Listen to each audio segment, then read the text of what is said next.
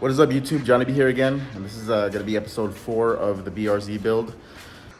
So we got these parts all put together. Tony helped me out a lot with cleaning and painting of this water pump assembly here. We got the new water pump on. I found a throttle body in my pile, and we went ahead and cleaned it up. Gave it a little coat of paint. Got the adapter plate on the intake, and it's looking good. Pretty happy with that. I took the timing cover off because I'm trying to debate whether or not I should bolt on the oil pan already. Because to put the AC compressor, this bracket goes here. As you can see, it's going to be pretty impossible to put those bolts in. I had to go ahead and grind the back of this bracket because it was coming into contact with this lip of the oil pan. I don't know if that's happening for everybody, but this thing did not want to sit flush, and I didn't want to like grind this down, so I just messed with the bracket a little bit, and now it fits great. Everything lines up good. So that's coming along, but to put the AC compressor, I'm gonna go ahead and finally mount this, which is the oil pan. Went ahead and RTV'd it, found some bolts for it. The factory bolts won't work because this flange is like way thicker, but luckily I have an arsenal of FRS bolts or FRS engine bolts that'll work. So I'm gonna be using those to bolt it all down and finally get the bottom part of the engine sealed up. I had to pull out the little studs. It had 2 studs that they were just too short, so that way I could just replace them with bolts. So go ahead and put this on. Oil pan's on. Seal's looking nice and scorched out. So I think everything's turning out great. Everything's looking amazing. The compressor, the alternator, this EP3 pulley, everything just is looking really, really nice, and I'm super excited about that. Went ahead and finally mounted the oil pan. Saw a couple people making like 240 horsepower to the wheels with this setup, and I think that'd be sick. You know, I have a couple friends with cars that have like 200, 220, so it'd be nice to see what the FRS compares to with, you know, something like that. Being at like low horsepower against low horsepower cars kind of makes it a little bit fun, versus having a 500 horsepower car where you're just destroying everybody that nobody wants to test their car, you know, versus yours. So let's continue. So I found out what that little hybrid racing plug was for, and it plugs this part of the thermostat housing. It has like this little bracket, it plugs that, and it basically deletes that section there, which was like a water line that kind of went towards the back. I found the factory injectors, which I might just toss in here because the car was running perfectly fine. I think with those injectors will be good, and then I'll just end up buying some ID 1050Xs for when we do go boost. Crank pulley will come in as well because I don't want to reuse that crusty one, and it looks like the rubber's kind of getting a little crackly. All right, so I found some more stuff to do, and I found the motor mounts. These are like the mounting brackets for the motor mounts, and then they have these Subaru mounts, which I guess are from an Impreza, is what I was reading. Here's the motor mount for the right side. Now what I want to go ahead and do is I took off the factory, it's like a water, that's where the coolant goes. I guess it separates it, that's what it looks like. And the K-Power one comes with a really nice one. You just have to take out the sensor that goes here. You put this bolt here with like a O-ring, and then you swap over the sensor to this piece, and there it is installed. Such a beautiful piece. It sucks that it's not going to be visible because it's going to be on the back of the engine. So it's another day that we're going to be working on the K.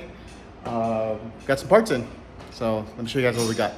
For one, I ordered this fluid amper pulley, which came in just today. Look at that. I was thinking about going with the ATI one, but it says that those you need to rebuild every once in a while, and then you got to press them in and all this other nonsense. And this one is lifetime, so you don't have to worry about rebuilding this one, and you don't have to press this one in. As you can see, it has the same little hexagon shape that the factory one has whenever you need to remove it or use it to tighten it down to the correct torque specs. So that's good. And then the other thing we got was this from 4 Piston Racing. I went ahead and ordered that timing chain cover that we were talking about. Goes right there. Boom. Looks like this part only covers the block. And then there's like a section for the head. I guess it's probably designed this way in 2 pieces in case you guys want to service it. This piece has that little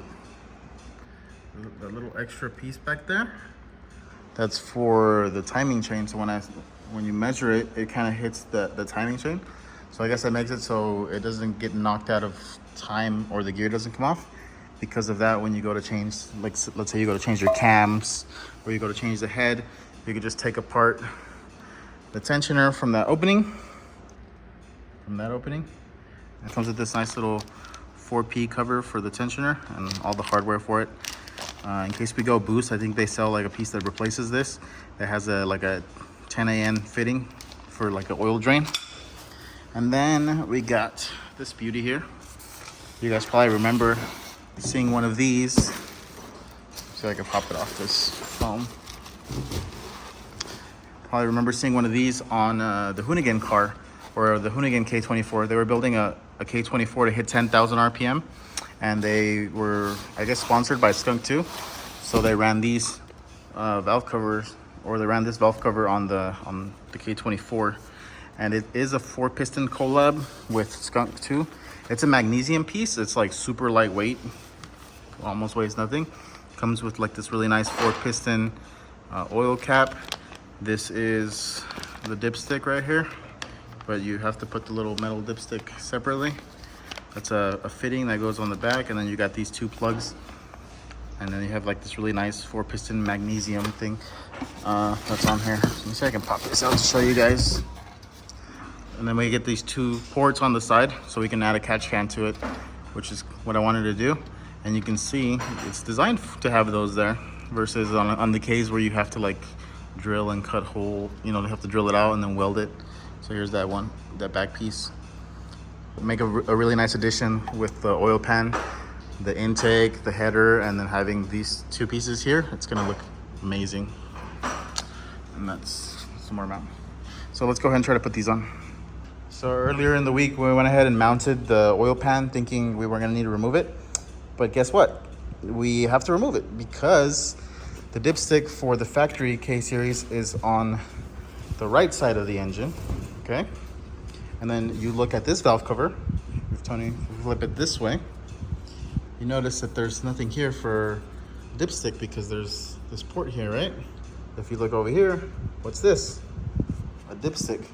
Now, instead of being on the right side, it's on the left side, which the problem is that is all baffled up back there. So they actually drill a hole to be able to fit the dipstick. Well, the dipstick actually interferes with that baffle, so we gotta go ahead and remove that again and drill it, so that way we can use this valve cover on top with the proper dipstick. So now that I had to drill the oil pan, drill that out, measured it up. Now I wanna go ahead and put this piece, because then we can install the oil pan as well at the same time. And then I also bought some new gaskets. So this is like a little O-ring that goes in this little oil spot here. It's like an oil galley. And then this is the front seal that's gonna go on this, because you can't reuse the one on the old one, and I was gonna replace it anyways. Those are like the things you wanna change out now that you can, because that's gonna be behind the fluid amper pulley. You just don't wanna have any random leaks. Also, got the dipstick put together. They come separate, but then they have like this little grub screw, and you have like 2 different lengths for K20 or K24. So got that on there. There's a little piece that needs to go in there that has to be like kind of pressed in, but I have that one in the freezer right now, so we can hopefully shrink it enough to where it'll be easy to put on right now in a bit.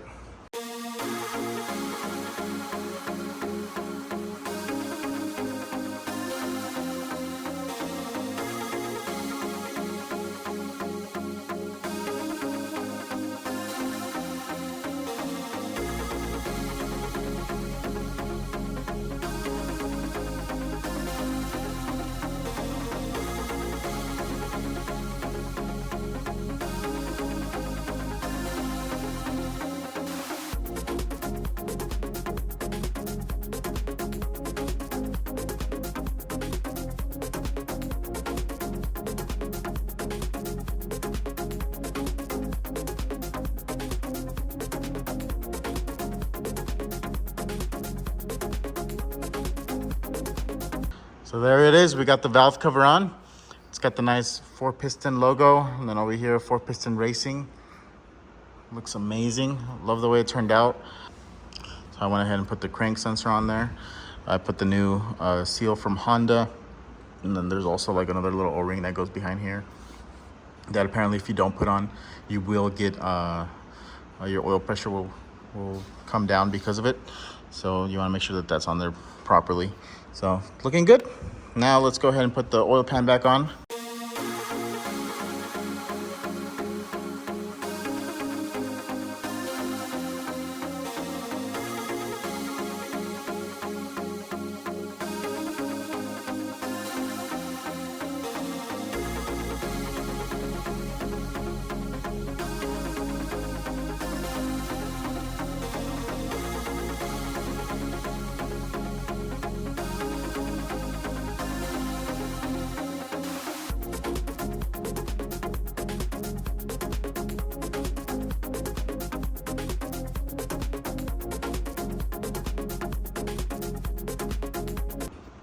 So we got the oil pan on with the new hardware that came with the kit we finally found. That's looking good. I like the aluminum on aluminum color. Makes the engine bay look pretty nice. So all that's bolted up, sealed it up with Honda Bond. So let's flip the engine and get this valve cover on. So to install this one, looks like we got quite a bit of things to do. Looks like we have to swap out a bunch of bolts. And takes 2 hours to install. What? This better not take me 2 hours. Let's get started. So here we have the valve covers, and in the kit we got these new spark plug gaskets, and then we have the new valve cover gasket. All OEM Honda stuff. Make sure we don't mess with none of that cheap stuff. We don't want any leaks and have to tear this engine back apart. So let's get these installed. Had to install that. That was kind of scary. It's like a little sleeve that goes for the oil dipstick, and it's not installed. So I put it in the freezer for a little bit, and then just took an extension with a mallet and just make sure this wasn't a flat surface, and just slightly hammered it in softly and got it all the way in. That's good. That was scary. I was kind of scared I was gonna crack the magnesium valve cover, and this is an expensive valve cover, so that would have been scary. All right, let's get everything else installed. All right, so I got all the bolts swapped over. You're supposed to swap over these bolts right here. Instead of being male, they become female, and then you switch over some normal bolts to the middle sections where there's not going to be anything bolted to. So you can see there's six major bolts that hold this down. Let's go ahead and put it on here. My GoPro died, so I'm gonna have to be doing it this way. Ooh, a little scary. There we go, got it on. Struggled a little bit with those seals, but they're in. So you can see now where the mounting points are gonna be at. It's looking, look at that. Damn, that looks amazing. I actually really like this like darker red versus the factory red. I think it looks really good. So let's finish bolting this thing up. These are the hardware for it. You can see it's got like little O-rings. It's got these cute little washers, and then these Allen key bolts. It's gonna make the top end look really good. But it's nice that even though it was expensive, it came with a lot of extra things, you know what I mean? So it came with these. Then we had these provisions for the CAD scan. We have an oil cap, what that's called. And then this typically would buy separate to put nicer hardware on here. And you'd have to do the same thing, is remove all those bolts. Came with all those bolts, and then on top of that, it came painted. So super nice. Really enjoying the kit. I mainly wanted it because of this little badge that goes right on the front. Look at that. Just realized it comes with hardware for the coil packs too, and same little washers. They say like 4-piston racing on them. That's awesome. Oh, this hardware looks amazing up here. I even kind of lined them all up to where they're all facing this way with the 4-piston readable from the front like that. 4-piston racing. That way they're all kind of matching. It's really difficult because they kind of spin when you tighten them, but got them there on there as close as possible. I want to see what the oil cap looks like on there. Let's get it open. See if we're gonna have to cut it open.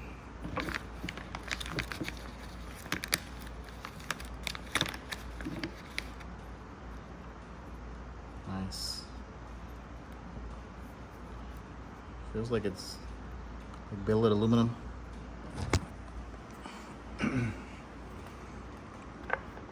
I wonder if they designed it to where it stops in like a nice position. Yep, they did. So typically, this is the front of the engine. So then that's why this is pointing this way. Sucks because it's gonna be this way, but still looks good. That's nice. Let's put on these covers real quick. They also have like a little O-ring.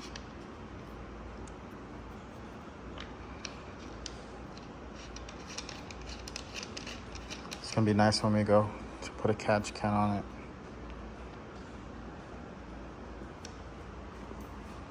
Super nice.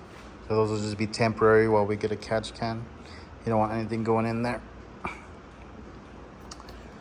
Okay, so let's get coil packs.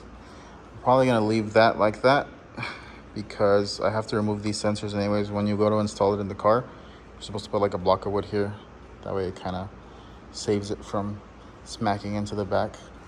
Together, ooh, you know what? Dipstick, right here. Custom dipstick that you have to put together yourself. Let's see if my drilled out holes in the oil pan worked. That. Cool. Look at that. The dipstick blends in. So, it's pretty nice. I guess we could put this on too while we're at it. Put you guys on the old valve cover. Careful to not scratch it. Oh, looks like it has like a little protective thing on it. Take this off. Boom. Follow me. Put you guys there.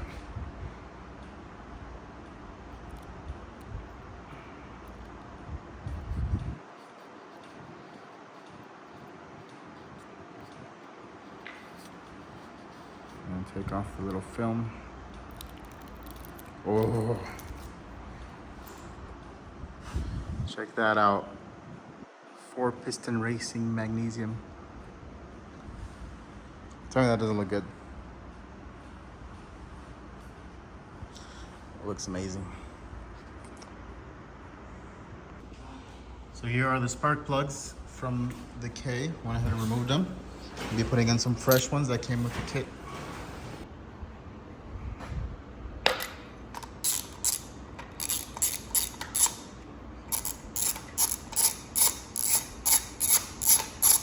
Put it in by hand and make sure you don't cross thread it. And then last step is just kind of a little bit light, nothing too crazy.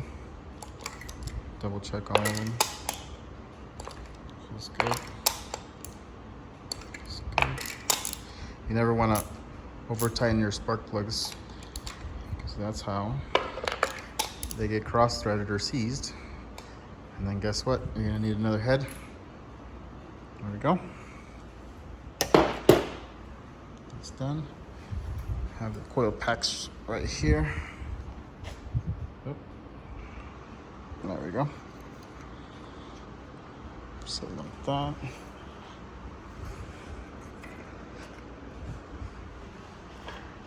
These are the factory ones that came with it. I'll probably buy some later on if these aren't working. So this last one has like a weird seal on it. But I guess it does the job. That looks cool. Does that even seal? Looks like it does. Just gotta squish it down a little bit. Now we're good. Let's go ahead and put the hardware on that. And then I was forgetting one thing, the crank pulley. Cool. So went ahead and installed all the quote packs, got the matching hardware with everything else, and man, does that look good. Looks really cool how they like pop out a little bit. I know a lot of people like to see them hidden, but this is pretty cool as well. You're gonna try to tuck the wire kind of as nice as possible when I go ahead and install that. All right, so next up we got the crank pulley. And yeah, super simple. You don't have to press it in like you do with the ATI one. The fluid amper one just kind of goes in like the factory one. And it looks so good. Okay, so if I can get it to line up with one hand.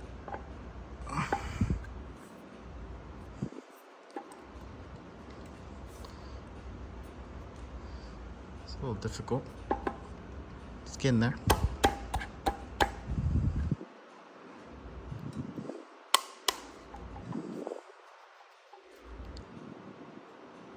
There we go.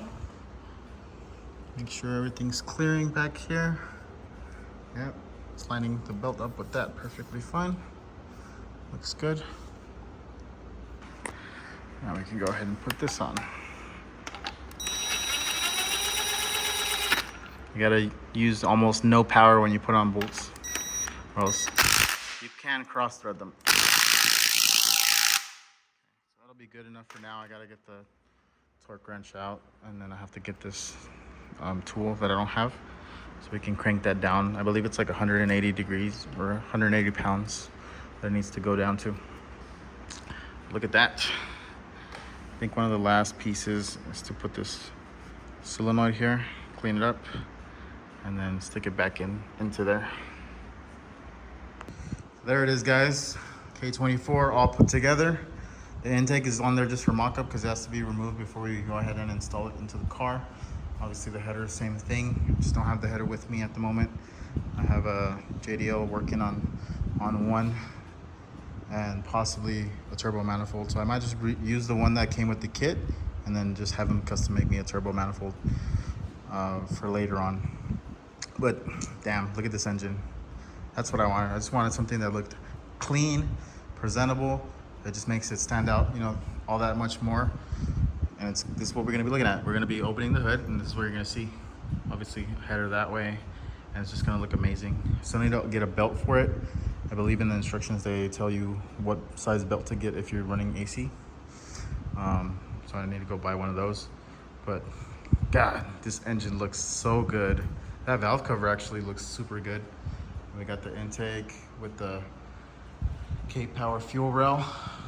That billet piece in the front and that oil pan just looks so good. Love that little badge that's right there. Let me know what you guys think. If there's anything else you guys think I should get for the engine, let me know down in the comments below. But as of now, I'm really happy with it. Maybe another thing that we could do is like a sandwich plate. Oh, you know what? I think they get sandwich plates to do oil feeds, and then you can oil drain back into here.